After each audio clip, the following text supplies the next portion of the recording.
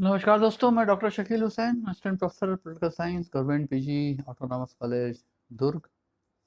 आज हम चर्चा करेंगे पॉलिटिकल पार्टीज़ पर, राजनीतिक दल पर। ये बीए फर्स्ट ईयर में भी इस पर चैप्टर रहते हैं, एमए में भी चैप्टर रहते हैं। तो एमए के तुलनात्मक राजनीति में, विकासशील देशों की तुलनात्मक राजनीति में चैप्टर है हमारे विश्वविद्यालय में भी और हमारे ऑटोनॉमस कॉलेज में। तो राजनीतिक दल, अब इसमें पढ़ना क्या है, जो चर्चा क्या करनी है, जो बीए में पढ़ चुके हैं उसको फिर एमए में क्यों पढ़ रहे हैं। तो बीए में हम पढ़ते हैं राजनीतिक दल का अर्थ, परिभाषा, उसके कार्य, उसकी बेसिक फंक्शन क्या है, किसको पॉलिटिकल पार्टी कहते हैं, किसको प्रेशर ग्रुप्स कहते हैं, डिस्टिंक्शन क्या है दोनों में, क्या विशेषताएं होती हैं इसकी। एमए में आने के बाद वो चीज़ें, उन चीज़ों के अलावा इसका थ्योराइजेशन, इसका फिलोसॉफिकल बैकग्राउंड क्या है, इसकी मॉडर्न पोजीशन क्या है, और इसमें जो काम हुए हैं वो कौन से हुए, और पॉलिटिकल पार्टी का रोल क्या है मॉडर्न डेमोक्रेसीज में, क्या इसके बिना डेमोक्रेसी चल सकती है, क्या दल विहीन लोकतंत्र संभव है। इस तरह की का चर्चा, खास करके जो थ्योराइजेशन हुआ, जिन लोगों ने इस पर काम किया ज़्यादा, तो इसमें जो नाम आएंगे, मैंने आपको बताया था माइकल्स का नाम पहले, दो नाम और इसमें महत्वपूर्ण है। एक मोरिस डिवर्जर का, मोरिस डुवर्जर, बहुत लैंडमार्क काम है इनका पॉलिटिकल पार्टीज पर। और रॉबर्टो माइकल्स, मैंने आपको बताया रॉबर्टो माइकल्स का काम है इनका। और दल पे कुछ साम्यवादी चिंतकों ने, जो रिवोल्यूशनरी रहे, जैसे लेनिन, उनसे भी उनका पार्टी सिस्टम का अपना सिद्धांत है। प्लस जो डेमोक्रेटिक, लिबरल डेमोक्रेटिक थ्योरी है, क्लासिकल थ्योरी है राजनीतिक दल की। तो पहले हम आते हैं कॉन्सेप्ट पर। तो राजनीतिक दल की परिभाषा में जो पुराने थिंकर्स हैं, जो जिनको हम राजनीतिक सिद्धांत के ज़माने का या राजनीतिक सिद्धांत वाले थिंकर कहते हैं, वो राजनीतिक दल को नैतिक दृष्टि से देखते हैं और अच्छा मानते हैं। इसमें सबसे महत्वपूर्ण नाम है एडमंड बर्क का। एडमंड बर्क ब्रिटिश पॉलिटिशियन थे, थिंकर भी थे। पॉलिटिकल थिंकर के पेपर में इनको बहुत सारे विश्वविद्यालय में पढ़ा जाता है। तो एडमंड बर्क ने कहा था कि राजनीतिक दल उन लोगों का संगठन है, समूह है, जो देश के राष्ट्रीय हित को आगे बढ़ाने के लिए संगठित होते हैं। ये बहुत ही आदर्शात्मक और खूबसूरत परिभाषा है राजनीतिक दल की, कि राजनीतिक दल ऐसे सचरित्र और अच्छे लोगों का संगठन है कि जो राष्ट्र हित को आगे बढ़ाने के लिए संगठित होते हैं। और ये इसमें इसका जो वैल्यू लोड इतना ज़्यादा था इस परिभाषा का, यानी कि इसमें कितनी आदर्शात्मक परिभाषा है, इसे कोई मना नहीं कर सकता।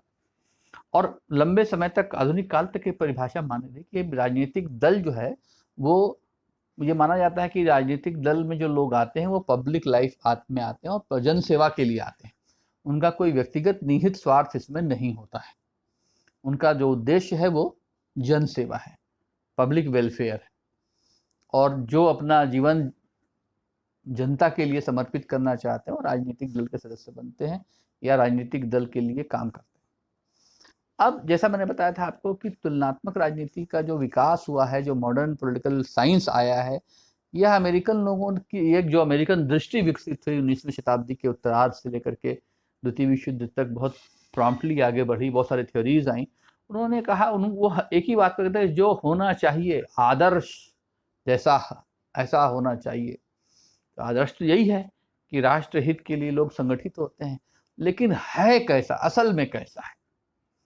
तो उन्होंने चुनाव व्यवस्था का अध्ययन किया। मैंने बताया कि चार्ल्स बेट किताब economic interpretation of American constitution, उसमें आधुनिक काल में एक दूसरे चिंतक आते हैं, मैंने आपको बताया था इनका नाम जोसेफ शुम्पीटर। बेसिकली इकोनॉमिस्ट है वो, लेकिन राजनीति में उन्होंने जो यही प्रैक्टिकल काम किया। तो कहते हैं, बड़ा विभत्स परिभाषा देते हैं राजनीतिक दल की, और कहते हैं कि राजनीतिक दल ऐसे लोगों का संगठन नहीं है कि जो राष्ट्रहित को बढ़ाने के लिए संगठित होते हैं, बल्कि सत्ता के तुलनात्मक संघर्ष में विजयी होने के लिए संगठित होते हैं। क्योंकि अकेले विजयी नहीं हो सकते, इसलिए संगठित होते हैं, एक संगठन बनाते हैं, और सत्ता का जो कंपैरेटिव स्ट्रगल है, विभिन्न लोगों का जो स्ट्रगल सत्ता के लिए, एक लोकतांत्रिक प्रणाली में मान लीजिए किसी देश की आबादी 10 करोड़ है, तो 10 करोड़ लोगों के बीच सत्ता संघर्ष नहीं होता है। वो 10 करोड़ लोग उसमें पार्टिसिपेट करते हैं, और उन 10 करोड़ लोगों की तरफ से कुछ लोग खड़े हो जाते हैं जिनको हम राजनीतिक दल कहते हैं। तो शुम्पीटर कहता है कि ये वो लोग होते हैं जो सत्ता की प्रतियोगिता में जीतना चाहते हैं, इसलिए वो संगठित होते हैं। तो बात दोनों तकरीबन एक ही जैसे कर रहे हैं। ये उसको राष्ट्रहित कह रहे हैं, कौन? Edmund Burke. और जोसेफ शुम्पीटर उसको सत्ता का संघर्ष कह रहे हैं। तो ये बात इसमें एक समन्वयवादी दृष्टिकोण आता है कि सत्ता का संघर्ष कोई बुरी बात तो नहीं है। सत्ता का संघर्ष, जब राजनीतिक दल सत्ता में नहीं पहुंचेगा तो वो देश की सेवा कैसे करेगा, वो देश के लिए कैसे काम करेगा। तो इसलिए हर राजनीतिक दल का अल्टीमेट गोल होता है, आखिरी लक्ष्य होता है सत्ता को प्राप्त करना।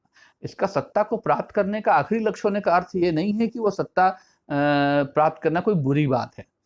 सत्ता को प्राप्त करने का आखिरी लक्ष्य होने का अर्थ ये है कि सत्ता जब प्राप्त होगी तब उसी के माध्यम से पब्लिक सर्विस की जा सकती है।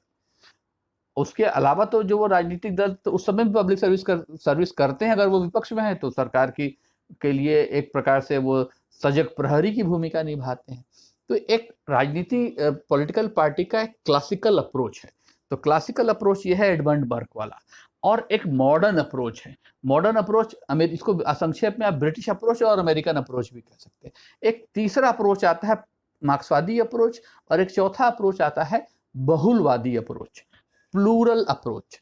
तो जो क्लासिकल अप्रोच है ये ब्रिटिश अप्रोच है, ये जो एडमंड बर्क वाला अप्रोच है कि राजनीतिक दल कोई बुरी बात नहीं। बाद में जो जॉर्ज वाशिंगटन ने भी अपने जमाने में कहा था कि ये तो राजनीतिक दल कोई बहुत अच्छी चीज नहीं है। वाल्टियर ने इसकी बहुत बुराई की थी।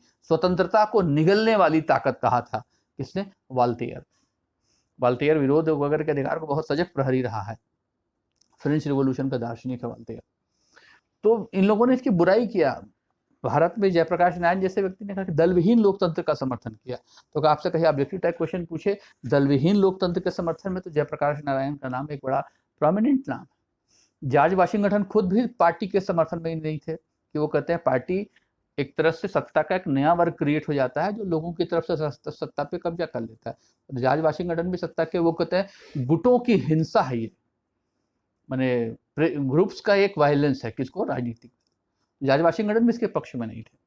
तो एक क्लासिकल अप्रोच है जो राजनीतिक दल को, लॉर्ड ब्राइस इसमें आते हैं और कहते हैं चाहे जो अभी आप कह ले अच्छा है बुरा है, क्लासिकल अप्रोच है, मार्क्सवादी अप्रोच है, राजनीतिक दल ऐसा संगठन है।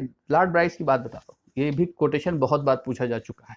इसलिए देखिए एमए में आपको अध्ययन को थोड़ा सा गहराई में नीचे बैठ करके, जैसे नदी में अगर आप तैर रहे हैं ना, तो छिछले पानी में तैरने से ज्ञान नहीं मिलेगा। वो आपको उस विषय की अच्छी किताबों में नीचे तक जाना पड़ेगा। ई पुस्तकालय लिख लीजिए, ई पुस्तकालय ये इंटरनेट पर है, और हिंदी की बेहतरीन किताबें, खासकर हिंदी विद्यार्थियों की शिकायत रहती है कि इंटरनेट पर सब अंग्रेजी में है।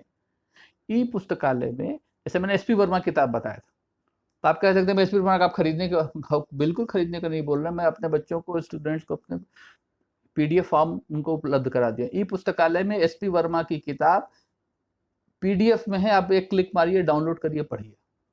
तो बेहतरीन किताबें पॉलिटिकल साइंस की ई पुस्तकालय में, पॉलिटिकल फिलोसफी की, तुलनात्मक राजनीति की, ईश्वरतावादी की, सब उपलब्ध है।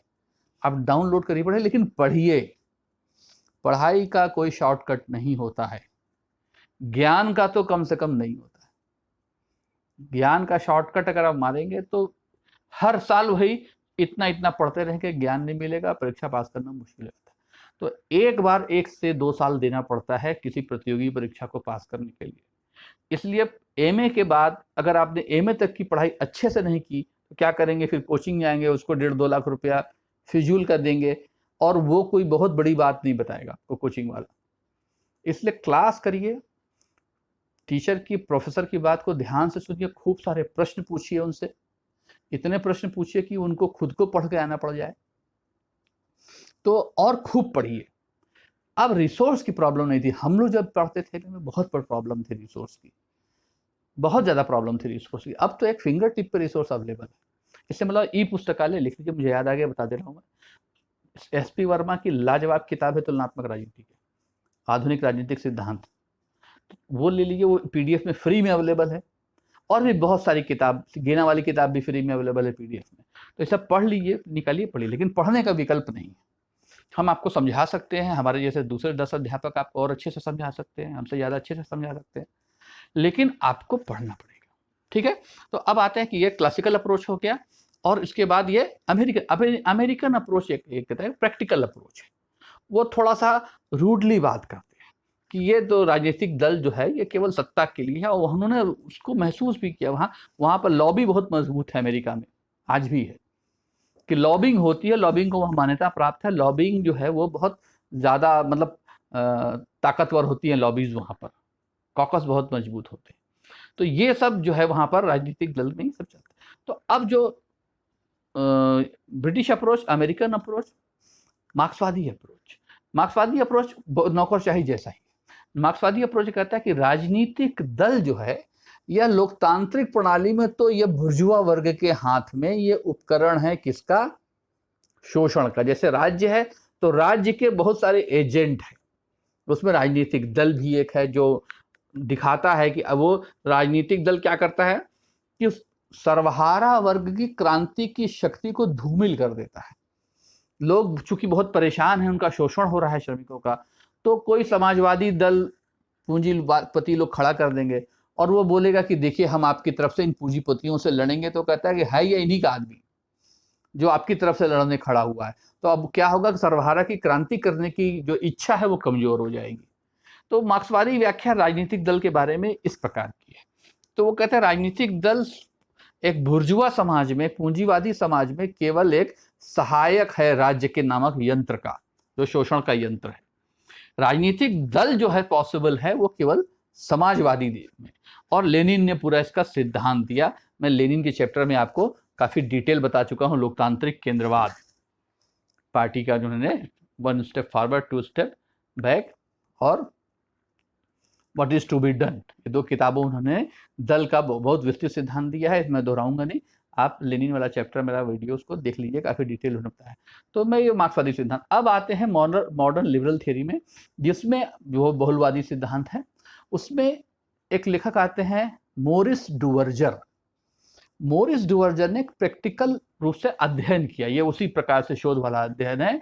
उन्होंने अध्ययन किया और उसमें दुनिया भर की पार्टी सिस्टम को शामिल करने की कोशिश की। तो मोरिस डुवर्जर का क्लासिफिकेशन बहुत महत्वपूर्ण क्लासिफिकेशन है। वो कहते हैं कि साम्यवादी, और उस समय नाजी जर्मनी की पार्टी थी, फांसीवादी दल था इटली में, वहां नाजी पार्टी। तो उन्होंने नाजी पार्टी, साम्यवादी दल, इन सब का भी अध्ययन किया, लोकतांत्रिक प्रणाली का भी अध्ययन किया। और उन्होंने राजनीतिक दल के अध्ययन के मतलब उसके बताया कि इसके 4 प्रकार होते हैं: कॉकस, ब्रांच, सेल और मिलिशिया। कॉकस बोलते हैं ये लोकतांत्रिक पार्टी में भी होता है और साम्यवादी पार्टी में तो होता ही होता है। कॉकस मतलब होता है थोड़े से लोगों का समूह, जिसको कि अभिजनवाद ने पावर एलिट्स कह चुका है, मोस्का और ये लोग कह चुके हैं कि अभिजन होते हैं जो थोड़े से जो सत्ता पर कब्जा करते हैं, उसी को कह रहे हैं कॉकस होता है। हर पार्टी का जो संगठन होता है, नीचे आधार बहुत बड़ा होता है, बहुत सारे लोग होते हैं, लेकिन ऊपर जो जैसे औपचारिक रूप से मान लीजिए कि कोई कार्यकारिणी है जिसमें 20 लोग हैं या 50 लोग हैं, ये पार्टी का सर्वोच्च संगठन है जो पार्टी के बारे में औपचारिक निर्णय लेगा। तो डुवर्जर कहता है इस 50 लोगों में भी हकीकत में 5 लोग या 4 लोग 5 लोग होते हैं जो कॉकस होते हैं, ये असली निर्णय ये लेते हैं, बाकी केवल उसको फॉलो करते हैं। तो ये कॉकस हर प्रकार की पार्टी में होता है।